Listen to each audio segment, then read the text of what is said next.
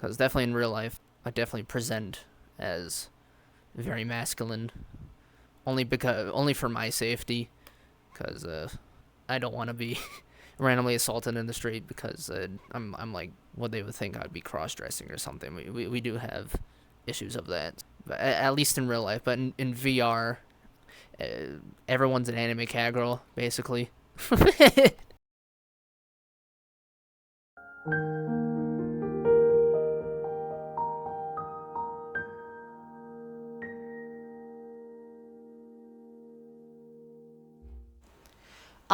My name is, or my username online is 1B. I am the community team leader of Trans Academy. Trans Academy is probably the largest, like, group of people in VRChat that houses, that aims to house a safe environment, a safe space of all transgender, gender nonconforming, non-binary, and even, questioning people or even allies, as long as they're respectful. We we have an entire world, and we have an instance that is heavily moderated by our staff members in order to ensure that level of safety. And we also have a bunch of different events. We have voice training classes. Uh, we have a bunch of socials. We have actual classes. We're actually on week 8 of our intro to computer science class, and we have sometimes big events. I would say the next big event that we'll be having is the Pride Month VR event, but that comes out in June. But yeah, I'm really happy to be here, and I have no expectations, but I'm ready to start when you are. Well, what I truly like about the academy is you have always a very positive vibe. People are very nice. They're always interested. You don't really have the shenanigans going on here that you usually have when you go, for example, to any kind of like other world, like Black Hat or something else, where people are just, I don't know, they're just standing around making music, blurring out racial slurs, calling you names. It's having a lot of kids that are just kind of like loud, obnoxious, and it's a shame. It's not really the best representation of what VR could be.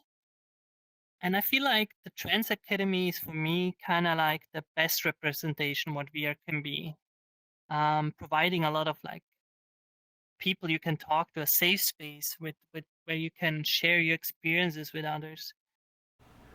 It's nice to be in a space where you know people do understand, and I can't really get that in real life because of the place I'm situated in, where it's not exactly uh, it's very shunned, and I could get in trouble if I do express that.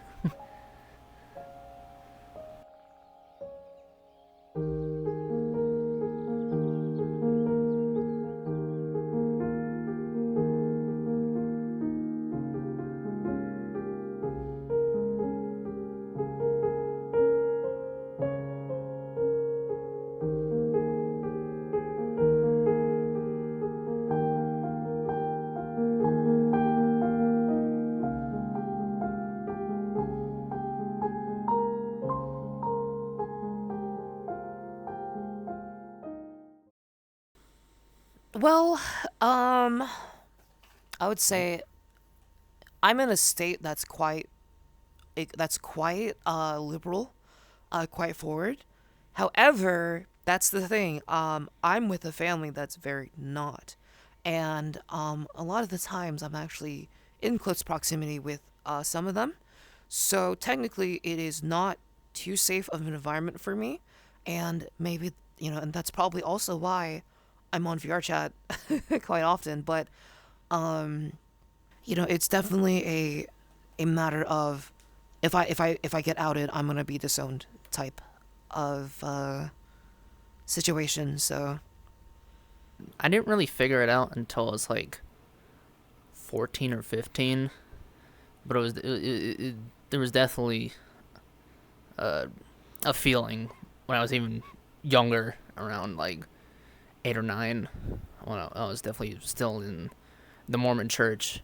It was definitely very frowned upon for, I don't know, Yeah. the young men to express, I guess feelings of something more feminine, or at the time I was definitely like, oh, I definitely like guys. I was more into that, and that was very frowned upon in the church. So that was definitely repressed until I started hitting puberty, where I I started to feel like my skin wasn't mine. Uh, me not knowing what's happening and afraid to express that to either my parents or the church. It definitely was just me trying to repress that, and it eventually got to the point where I needed to call a crisis line, and me be admitted to a psych ward, because just I tried to, like, literally peel off my skin because it felt like I wasn't mine. The body wasn't mine, and I would have panic attacks almost every day. It was very awful.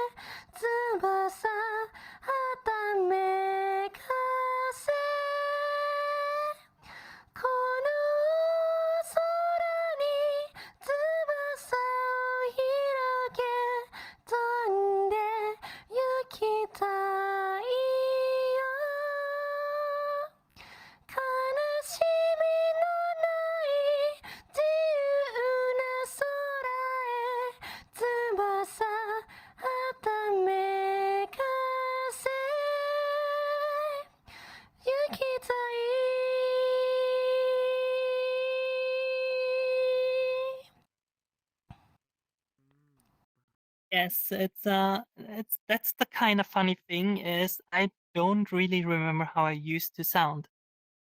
Um, at the beginning when I started using this voice, it was more like I started out with my old voice and then gradually went up while the conversation went on.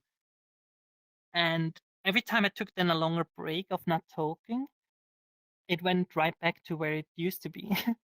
And nowadays it's just I start right away with this, and I don't remember how I used to sound. I can't reproduce it neither. It's a strange thing. I have considered it greatly. I do want to get into the voice acting industry, but I want to keep my range, and uh, from what I know of feminization, uh, like vocal training, it definitely tries to make it so you cannot go back to the voice you started with. You are completely new voice. You're kind of stuck with it. You would have to relearn how to go back, essentially. The thing is, like, if you don't, like, if you start practicing, start voice training, right? But never go back to your old voice, of course you're gonna lose it, right? I know a lot of trans femme people that have done voice training, and then like they're like, yeah, I could do a masculine voice, like, yeah, yo, what's up? It's me. This is my old voice. I'm just like, it's not your old voice. I promise you that. I have to do it, not by choice.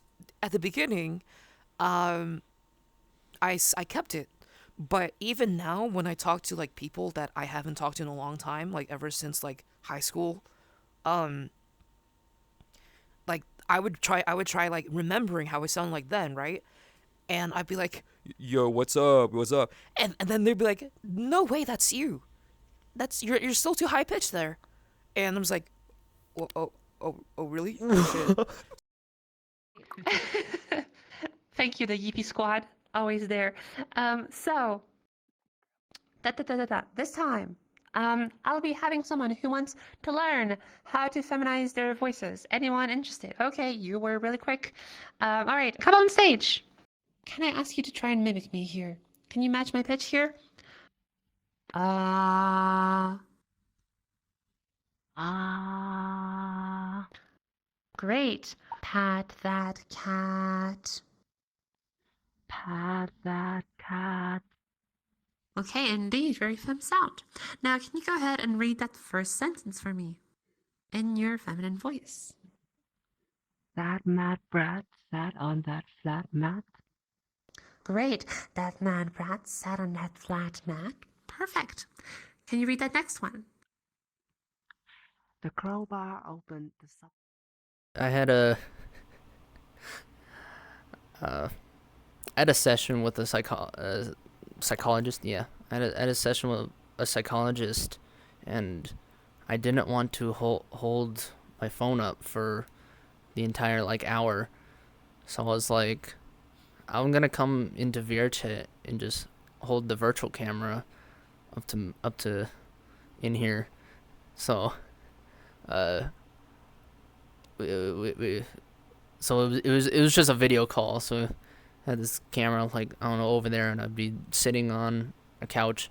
I'd be in one of these actually. I think I was in this one. I was in the dog.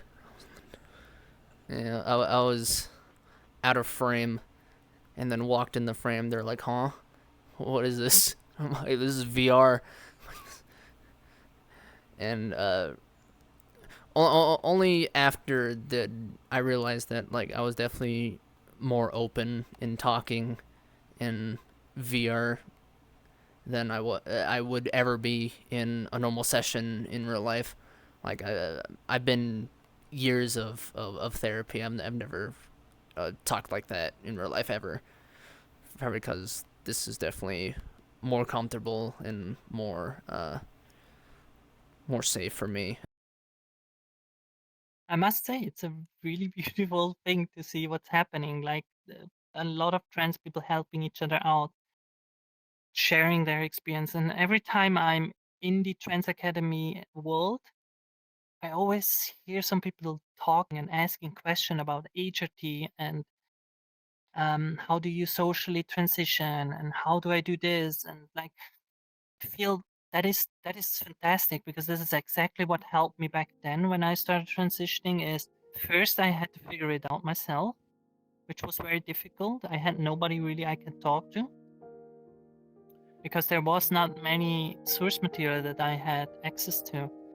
And I can imagine if I would have been if I would have been 16 or 18 or even younger, I would have gone to like a trans academy world in VRChat and talking with each other. I'm pretty sure I wouldn't have felt as lonely as I did back then, and I'm pretty sure as well it would have helped me figuring it out in where do I want to go and who I am. And for that reason, I imagine that it's a great place to be.